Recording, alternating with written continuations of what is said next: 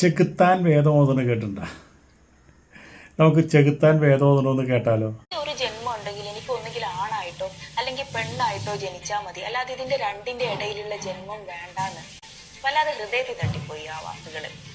ഈ ട്രാൻസ്ജെൻഡർ എന്ന് പറഞ്ഞു കഴിഞ്ഞാലേ അത് പേഴ്സണൽ ഐഡന്റിറ്റിയുടെ ഒരു ഭാഗമാണ്, likely influenced by a combination of genetical, hormonal and neurological factors. അതായത് ഇത് completely connected with brain only, അല്ലാതെ ജെനിറ്റൽ ഏരിയയുമായിട്ട് ഇതിന് യാതൊരുവിധ ബന്ധവും ഇല്ല.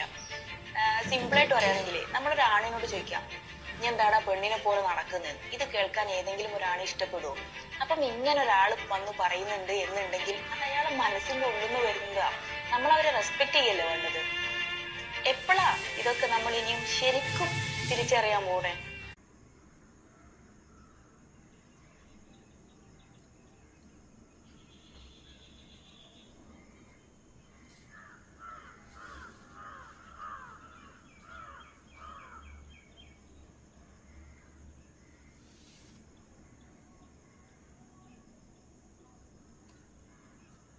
കേട്ടില്ലേ?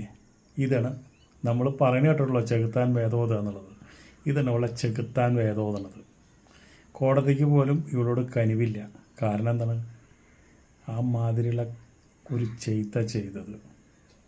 അപ്പോൾ ഇവളിപ്പോൾ നാട് നന്നാക്കാൻ ഇറങ്ങി റീൽസും കൊണ്ട് ഇവളെ ശരിക്കും പറഞ്ഞു കഴിഞ്ഞാൽ ഈ പോക്കിൽ തന്നെ ഇവൾക്ക് 10 കൊല്ലം അതിൻ്റെ ഉള്ളിൽ തന്നെ കിടക്കട്ടെ, ജാമ്യം കിട്ടാണ്ട് അവിടെ കിടക്കട്ടെ. ഇനിയിപ്പോൾ രണ്ടാമത് ജാമ്യത്തിന് അപേക്ഷിച്ചിട്ടുണ്ട്. ഇവള് കുറേ നിരാഹാരമൊക്കെ കിടക്കാൻ നോക്കി, ഭക്ഷണം കഴിക്കാണ്ട്. പക്ഷേ ലാസ്റ്റ് അത് പണി പാളി. ഇപ്പോൾ ഭക്ഷണമൊക്കെ കഴിച്ചു തുടങ്ങി.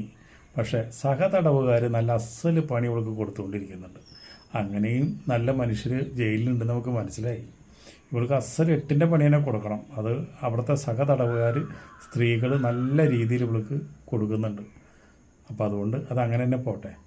ഷിംജിത എന്ന് പറഞ്ഞുള്ളൊരു റീൽസുകാരി ഇനി അവിടെ നിന്ന് ഇറങ്ങണ്ട, 10 കൊല്ലം കഴിഞ്ഞിട്ട് അവിടെ നിന്ന് ഇറങ്ങിയാൽ മതി. ഇതാണ് ഇവിടുത്തെ ജനങ്ങളുടെ ആഗ്രഹം.